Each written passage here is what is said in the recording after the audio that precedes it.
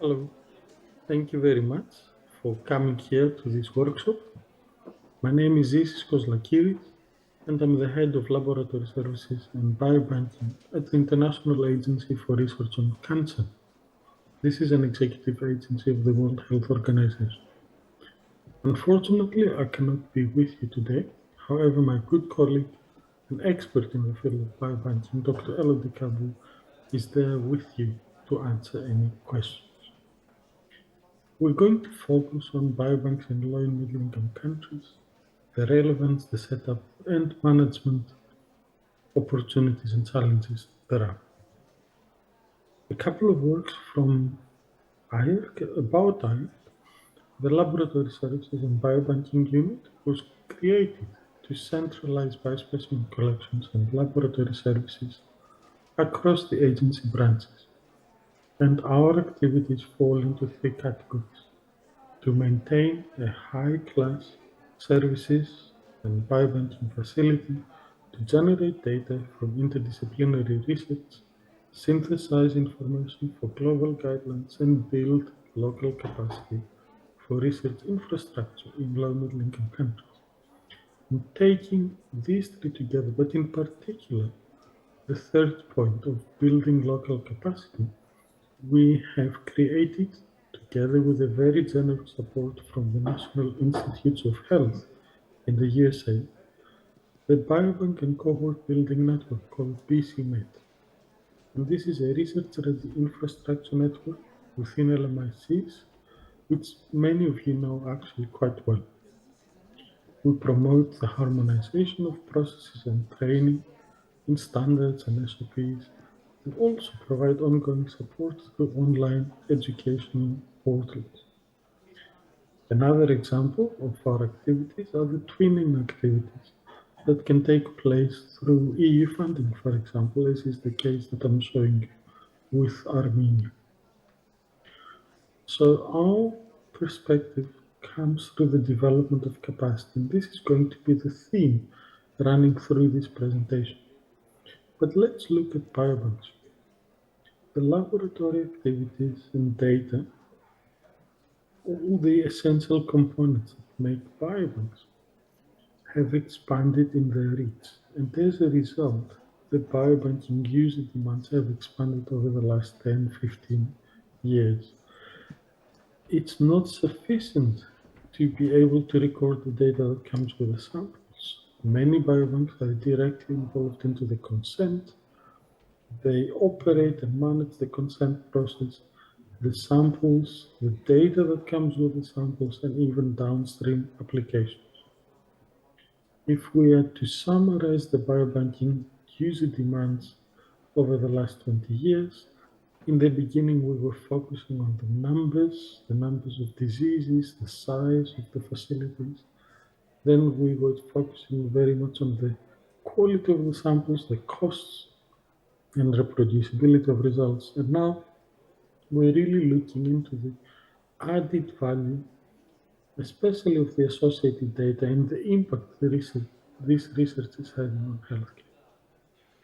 One such example is the H3 Africa Consortium. Here you can see a map of the members, and there are three biobanks, centralized biobanking facilities that have been set up there, one in Nigeria, one in Uganda, and one in South Africa. And I'm providing the example here on the text and the link regarding the biorepository at the University College of Health Sciences in Makerere in Uganda. So you can see that it's not just the demands that have expanded, but also the reach of biobanks. So now we can have biobanks across many geographies and contexts. But when we talk about needs, we really need to be able to understand them well if we're able to address them effectively.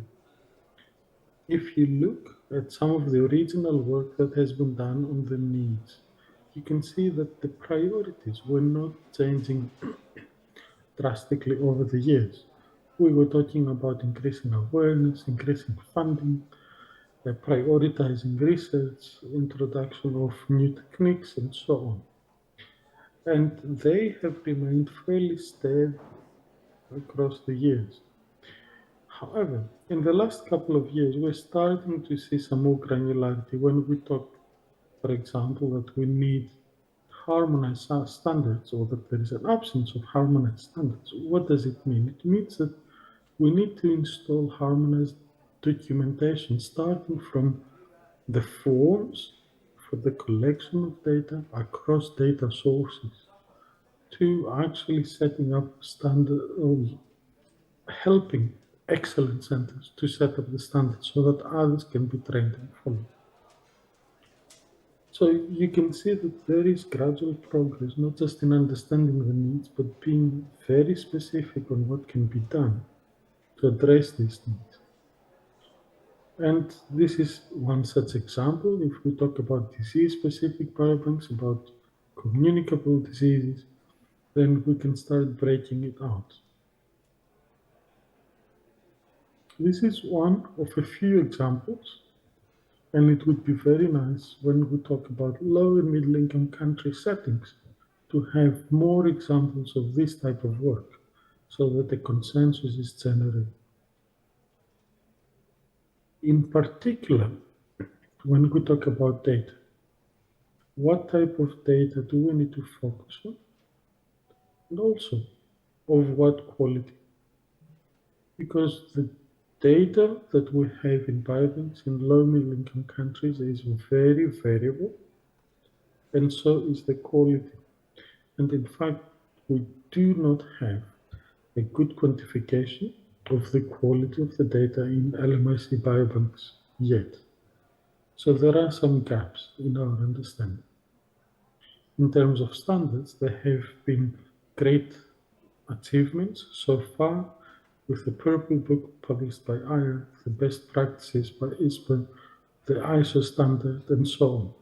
So in terms of harmonizing standards, there is progress, and hopefully this harmonization will allow us to understand the needs and be able to quantify the needs much better. So let's talk a little bit about the setup and management. And as you can see from the quote, how can we make progress if we cannot measure it? And this talks to the heart of setting it up and managing such a facility. Post-pandemic, a new normal has emerged, and that includes the consolidation of many activities so that economies of scale can be provided, whereas, for example, one laboratory might have been collecting tissues, now that might be centralized into a biobank for a whole hospital. But also more services remotely more often. Maybe the data needs to be collected through an app. But at the same time, because we collect more data, we need to be able to share the information, translate it, and integrate it in larger quantities. And this accounts for increased complexity. In biobanking and in labs, the complexity is not simply because there is a lot more data. It starts with a sample. From the same sample, we can get so many more fractions and we can do more experiments. And that drives up the amount of data that we get. And it's not only that, the same data then can be used in the biobank to be reassorted and combined in different ways to be provided for secondary research to investigators. So the complexity is here to stay. And especially in low middle income countries where prospective cohorts are mainly starting now to be developed for a long-term setting, you can anticipate that the amount of data would be much, much higher than the actual amount of samples. We are preparing for this, and as a preparatory stage, if you like, setting the scene, the journal Biopreservation and Biobanking has created a new section that's called Emerging Markets and Technologies. And the special issue inaugurating this section was published last November. So in order to promote the increased activities, all these needs that emerge, especially on the data side, there have been a coordinated effort from many biobanking communities. Egypt is one of the best examples in low middle income countries, where we have the National Association setting consensus on ethics. We've had the first LMIC postgraduate course in biobanking starting at the University of Alexandria.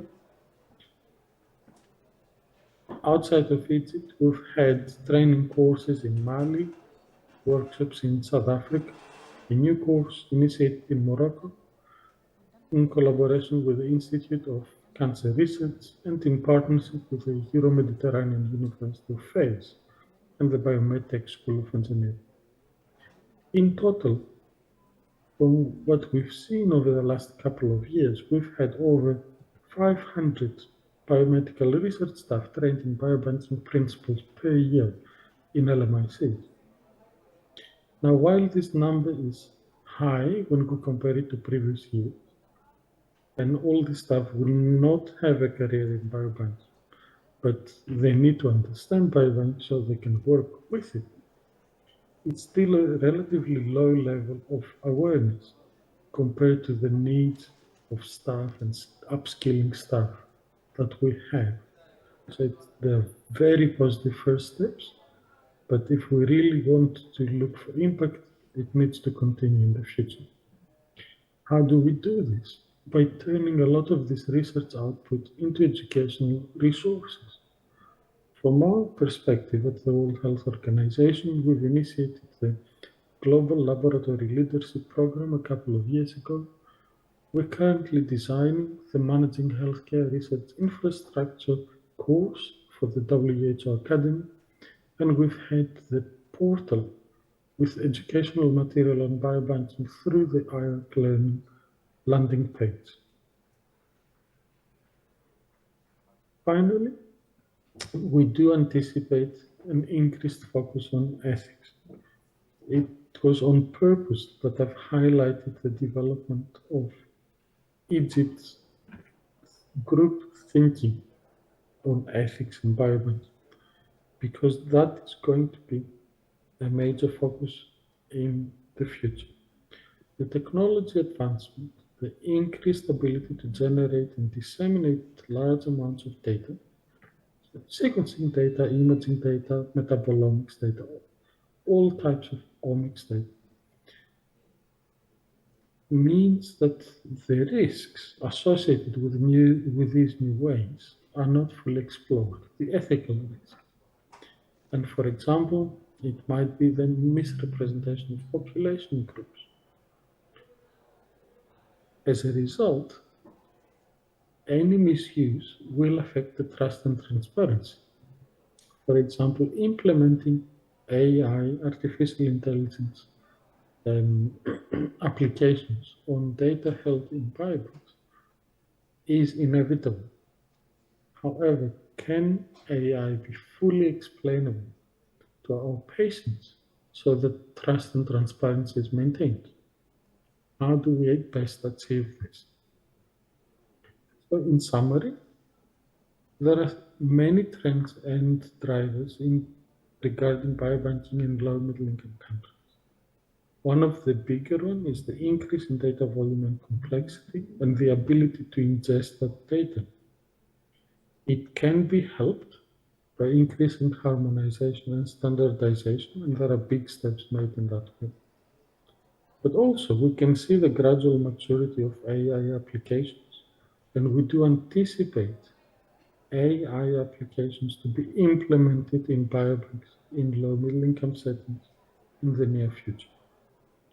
The challenges we have are the lack of consistent success examples. We do have islands of excellence, but we need to work better towards creating networks by joining these centers of excellence together and therefore enhancing the resilience of biobanking. Doing so might be difficult, but it's necessary if we're to promote biobanking in the long term. Also, challenge is the investment required because that's a high entry barrier for LMICs. We do anticipate a future focus on the data volume and complexity, on the ethics, and perhaps on new professions required or the additional skills required for existing professions. Thank you very much for listening. I'm more than happy to take any questions, but also Elodie is going to mention some very specific examples to drive this discussion forward in the workshop. Thank you very much.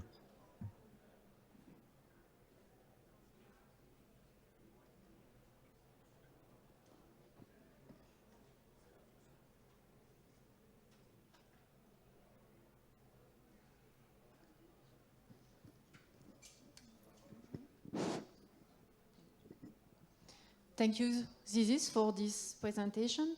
So I think Zizis is online, so I don't know if there is any question for Zizis about this presentation about the challenges for biobanking in LMIC. Hi, Zizis.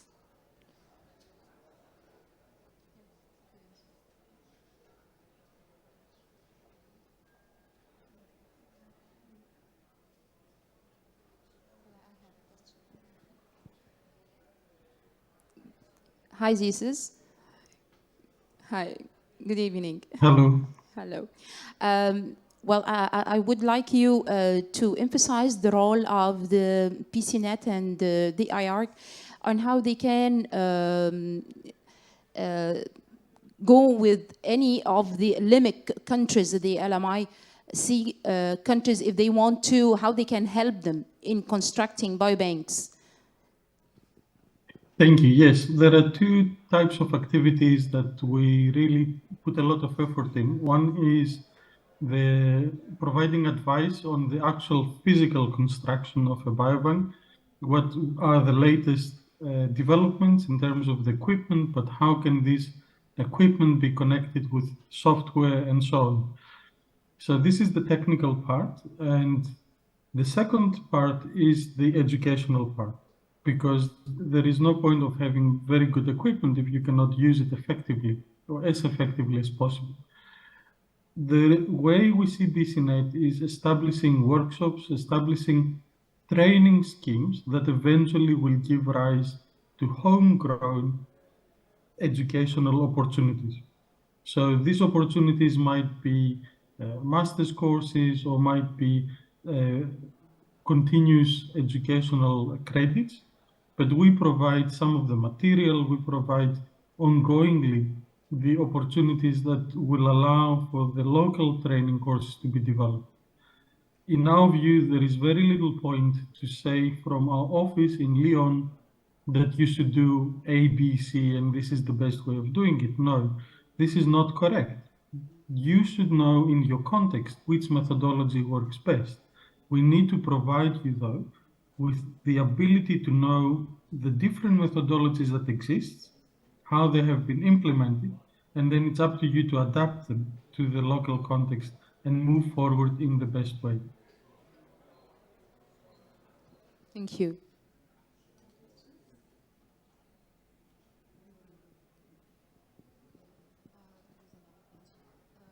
I understand that you have in the PCNet a software or something for handling of the data and the management of a biobank. Is there one developed in the PCNet or the IARC for this purpose? There has been one developed as part of the B3 Africa project, and it's an open access software. As we say, it's an entry-level software. So very, very basic to help move across the first steps for a biobank. Also, IARC specifically has a software which is called SAMI, and Elodie is able to provide a lot more details on SAMI. And this is a bit more advanced than what has been created in B3 Africa. I think eventually when biobanks grow and mature, they will all move towards proprietary software.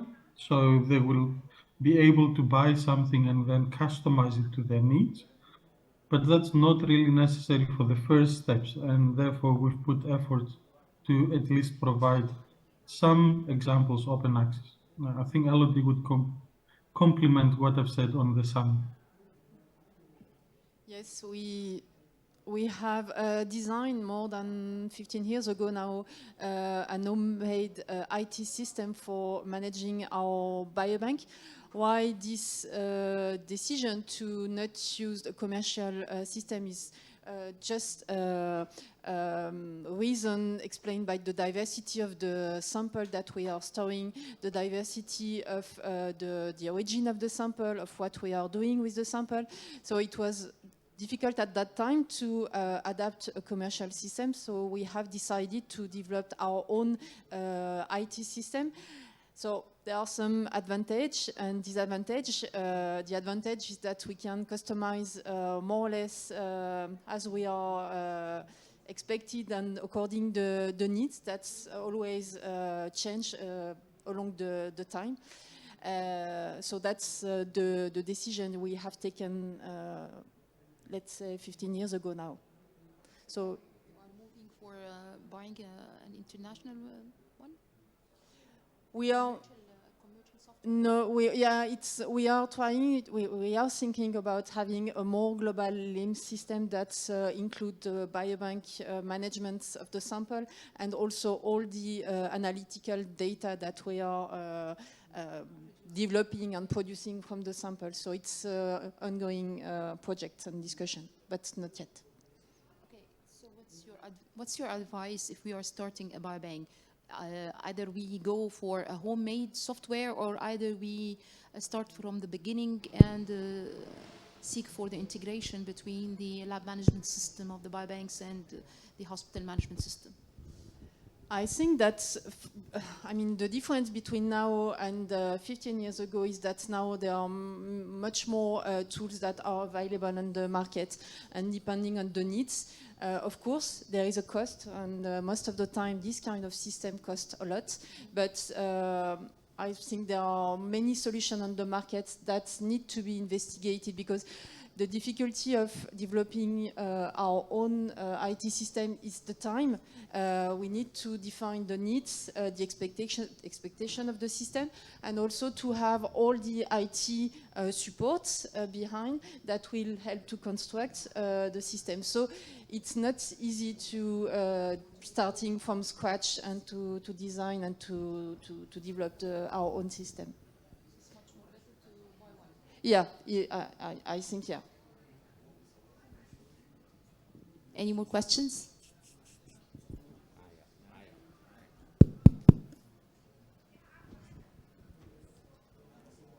Hello, this is Fayek from Alexandria. How are you? Very well, thank you. Oh, I usually I appreciate your support, your mutual activities with us, but I wanted to ask you two questions before the third one. The first one about the automated biobanking and digitalization in biobanking. The second part of the questions, the fourth generation of biobanking. Do you, in the era of artificial intelligence, which one do you expect to be the first? The digitalized biobank or the fourth one with artificial intelligence? And which one you encourage to adopt? This is a very interesting question. I don't think we have internationally one model that is the strongest one. There are many different opinions at the moment. But what we've seen with the pandemic, where biobanks had to not only run their own projects, but also deal with the extra requirements from the health services, is that having a digital or digitalized backbone was very effective. And this is what made the difference in attracting additional funds. Okay. So I think as a first step, that would be the the basis, Very soon. and then AI, if you build it, then AI will come and add value to what you've already done. Okay. The third question is about your promise to visit us in Alexandria. I've got the funding for this year, so probably we can do it in the second half. As you know, we have just moved into new facilities, and Elodie is there. She can explain that the move went very well, but we're still dealing with the new building and trying to understand Okay. what works, what doesn't. So we cannot all leave at the same time. Okay. But yes, I will keep the promise, and I've got the funding to do so. Okay. Thank you. Looking to see you in Alexandria. Absolutely, thank you. Okay. To your knowledge, how far is the African biobanks in Africa? How many of them, and what are their vision and scope of collections? Do you have any data about this? Yes, it's not. It's still anecdotal data. So what we have done as part of the Lancet Oncology Commission that was published last year in May 2022, we've collected a lot of information on biobanks, not just on cancer, but also on infectious diseases. So our best estimate is that the biobanks in Africa altogether are somewhere in the region of 250 to 300. Most of them would be between 2 to 4 freezers in terms of their size. 300 biobanks? 300 Yes. biobanks in Africa? Correct. Yes. The number is surprisingly large. Yes, but, of course. But It's surprising for us too. But individually, they're very small. And that's why we say, in terms of sustainability, we need to promote the creation of networks to increase this flexibility and survival of these biobanks. Actually, this is the reason of my question, because we don't have any data about the African biobanks. I really know that South Africa has, I don't know the number in South Africa, and we have got in the west of Africa too, I guess in Nigeria, but we don't have any other data about the other biobanks in Africa. And actually, we need to communicate with them. That is absolutely correct. So this is just the first count, and the reason why we didn't publish it is because we couldn't get enough evidence on the level of activity of each one of these biobanks. So we have a rough number, but we don't know how many are very active or how many are intermittently active. So they are activated for a project and they stop, and then again for another project and so on. Yes, according to the funding, of course. Okay, thank you. Any more questions?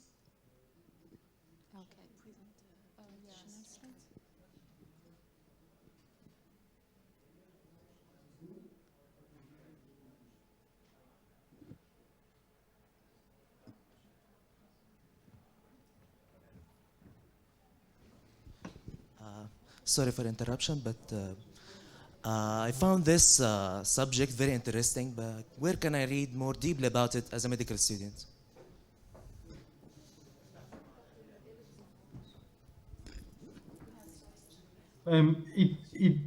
There is a dedicated journal that's called Biopreservation and Biobanking. I would recommend that you just skim through the journal, just have a look of what is being put out there. If there is a specific element that you're interested in, say for a particular disease or pathology, then please feel free to contact either myself or Elodie, and we'll provide you with additional guidance on where to look for information. Thank you so much. So if I may, I would present some additional slides that Zizis has gently prepared, so I will present those slides on his behalf. So So it's the PDF format. Another challenge for biobanking concerns the biobanking in pediatrics fields. It's something that now is not well developed and well implemented, because the main reason for that is just the lack of pediatric specific guidance. And in addition to this lack of guidance, there is also the question of, for the future, about the ability to use the data for secondary research and for follow-up. As we are talking about children, the things at some point there is the legal maturity that will happen. So that's why some question regarding the secondary use of data.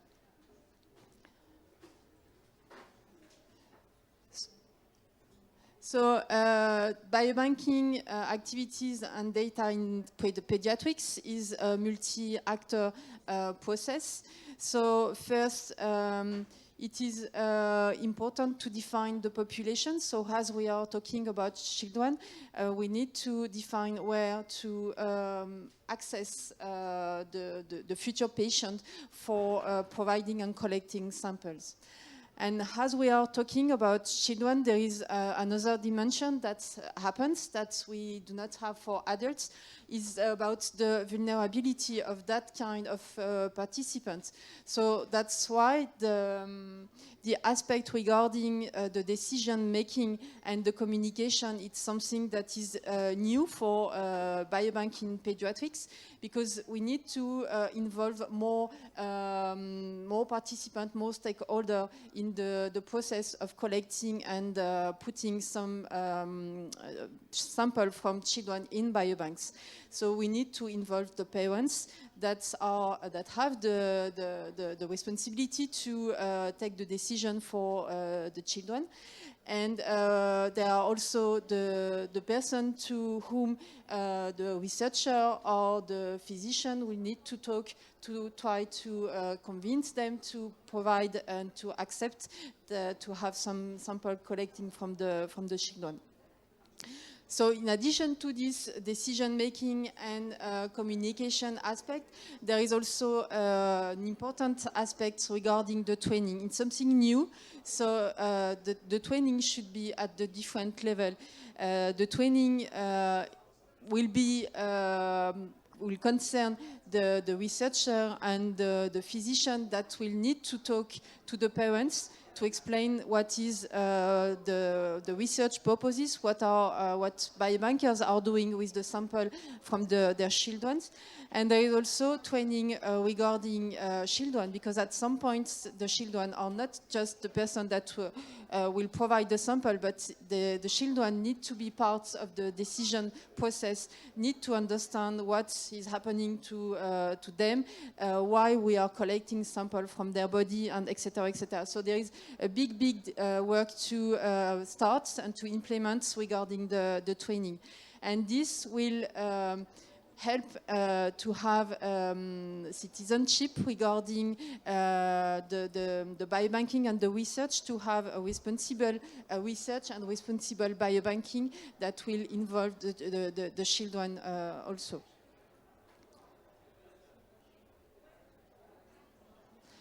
So one reason why biobanking is quite limited in pediatric fields is really related to the vulnerability of this type of sample donors.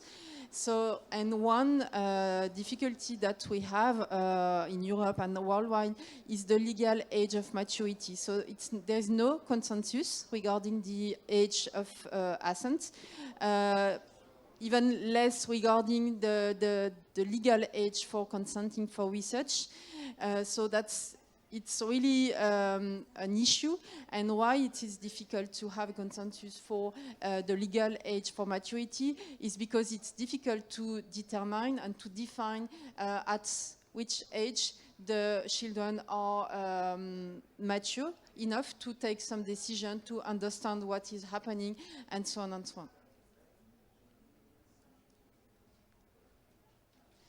So as mentioned in the introduction, so another difficulty for biobanking in pediatrics will concern the secondary use of data. Because at some point, there are many data that will be generated from the patient that has been taken from the children at some point. But along the time, the children will become adults. So what will happen to those data that has been generated at the time where the participant was not mature enough and do not have reached the legal age of maturity? So there are many challenges regarding the secondary use of data. And what is really important to boost the biobanking in the pediatric fields is to have really good communication and sharing. So it is important to build a trust environment. It's important to explain to the children, to the parents, to the physician what is really biobanking, how it can help research, how it can help science, and having very transparent information to explain what could be the risk and what could be the benefit from biobanking. And what it is also important is to also, it has been discussed during the previous talk, is about biobanking sustainability as well, because it is important to, in order to develop biobanking in pediatrics, also to be able to sustain the biobanking activities, to be able to use the sample and reuse the sample. So there is really a shift that needs to be to happen in this field, and this shift will need to go through providing information and also have the children, the minor actor of this process of biobanking and research and science. So it is important to give them the opportunity to ask questions, to be involved in the discussion about what will happen, what was the results of the studies, etc., etc. So it's really important to engage everyone, so the parents, the minors, the researcher, the physician, the healthcare provider, all together to be able to have a big consensus for developing the biobank in pediatrics fields.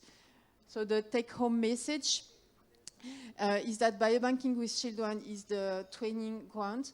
It will be a way to really change the citizenship process, to have responsible biobanking and responsible science that will really help new discovery, new science, and yeah, really to change the mind.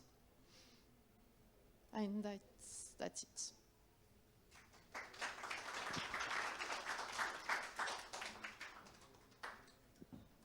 So any question for me or for Zizis? I don't see if Zizis is still online. I researched about the cord blood banking and the stem cells. I researched about the stem cells in the cord blood banking. We are in the master degree of biobanking in Alexandria. So what else cells can we get from the pediatric other than the stem cells from the cord blood banking? It could be any type of biospecimen, in fact, depending on of course, of the consent of not the minor, but the parent in that situation. It could be, of course, when we are talking about children, there is a really a strong discussion to have about the risk, and the invasive sample, it's something that will, of course, be considered as a risk, but I mean, as it could be non-invasive sample, or it could be invasive sample that can be collecting during the surgical process or the healthcare treatment or so on. So any type, I would say there is no distinction between minor and adult in terms of sample that can be collected. So the only aspect is to consider the risk and to have all the, of course we try to reduce the invasive sample for children, but I found it so difficult to do that on healthy candidates or a healthy child, to convince the parents to take that. So that's where we have the big step to jump in, because we need to change the spirit of of everyone, the parents for sure, but also by training, because the idea is also to train minor at school to explain what is science, what is research, what is biobanking, to help them to understand and to be less afraid about providing sample for research or for science. So it's really that kind of, and having those children trained at early age, when they will become parents, it will be less difficult for them to be convinced to provide and to give access of sample for their own child. So that's something that will take time to be changed. In addition to Dr. Elodie, most of the pediatrics that we archive samples from them, they are patients. They are patients, so they are already seeking for help for the research, to give help to the research to find, to find a treatment for their disease. This is number one. Number two, there is a little bit manipulation to overcome this, that we have to take the parents or their brothers or sisters samples as a normal control healthy donors, in order to overcome the issue of having archiving of normal pediatric samples. Yes. Yes, Ludi, please. One of the problem in biobanking in children, particularly those of cancer, pediatric cancers, for example, either solid tumor or liquid tumors, they are dependent on genomics. So, and the pharmacogenomics, for example, and pharmacogenetics play a very important role. So the role of biobanking is so important in children with pediatric cancers due to its pharmacogenomics basis. So children are crucial, biobanking in children is of crucial importance. You agree with me? I agree. Okay. And when we talk about genomics, of course, there is this question of data and genomic data associated to this. So it's also something that needs to be considered when, and it's still, there is no real consensus, but yes, it's a big dimension to consider for secondary use of sample, but also of data and regarding the data that has been produced. So yeah. And genomic is especially important. Well, in addition to Dr. Elodie is asking for the doctor about the refusal rate of the healthy donors to give their samples. There is a paper published for the Children's Cancer Hospital 57357 about the refusal rate of the parents to donate the samples of their children in 57. And one of the amazing things is that the refusal rate come to be 5% only of the archived samples. We don't have a problem with diseased pediatrics. We have a problem with healthy pediatrics. Yes. Any more questions?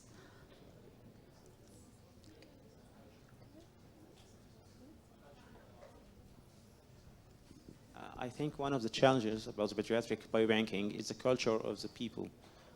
Yes, we have to improve their knowledge about the importance of giving samples for their children or neonates, whatever. They think, I think and myself, they thought it is something very hard, cruel for the child to have samples in a frequent way for testing the development of their cases or whatever. Every child in a single day during its development had a type of their genes or their growing up. So a study is about every stage of this child. So if we have a donor, a child donor or a unit donor, I think every day or every month will be different about the previous one. So how can we solve this problem?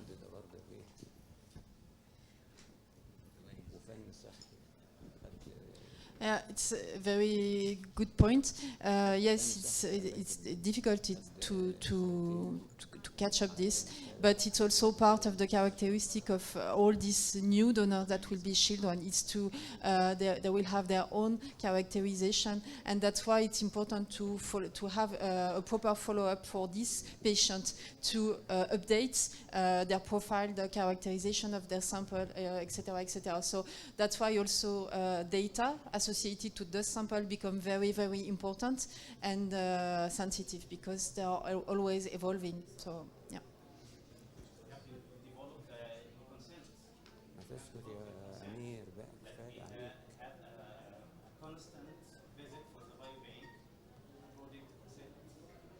Yes, it's something that needs to be consented by the parents. Yeah. That's why we are يعني في some initiatives to archive the cord blood from these patients, يعني from healthy donors. الcord blood احنا عندنا هنا بنقول عليها اللي هو wild genome. It's the wild genome without any effect of any environmental mutation for the gene. دي one of the initiatives ان احنا اللي في biobanks is seeking for archiving of الcord blood. Dealing ethics. After the maturity of that children, okay, who decided to proceed the experiments or proceed the biobanking storage or not? Parents or the after maturity? There is no consensus at that time regarding this. Up till now, there is no. No. That child after maturity. Okay.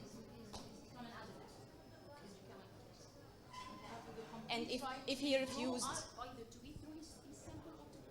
and if he refused to do that, thank you.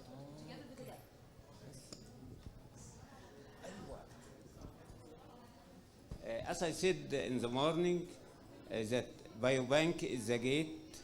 Then the second step is pharmacovigilance for drugs resistance. Then pharmacogenomics. Then the last one is the precision medicine. So to reach the precision medicine, no single drug fit for all. We have to know biobanks from the start, then pharmacovigilance, then pharmacogenomics to reach the final step or the highest sophisticated technique worldwide, the precision or personalized medicine. For answering your question, احنا من ضمن الورك باكجز اللي احنا اتكلمنا عليها الصبح ممكن ما كنتش موجود في الالاينس في الايجيبشن الاينس اللي هي الميديا او how to make publicity او how to raise the awareness of the publicity about the benefits of biobanking and sample biobanking and how they can benefit from this. فدي one of the issues that we are going to go forward in this working group. We're going to penetrate all types of social media and give either videos or posters for awareness in order, you know, that the social media now is much more penetrating than any other. Yes. And it can change completely the thinking mind of the population. Yes, the mindset. Any more questions? Okay, thank you.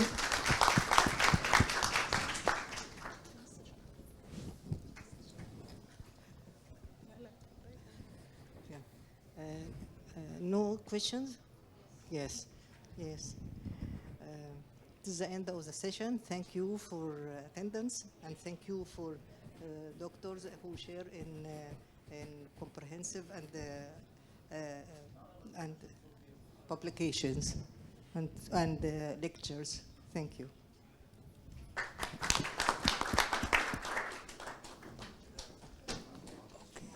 يلا يا ابني نتوكل على الله. ساعدنا في رؤية سعادتك. الله يبارك فيك. عشان الشبورة.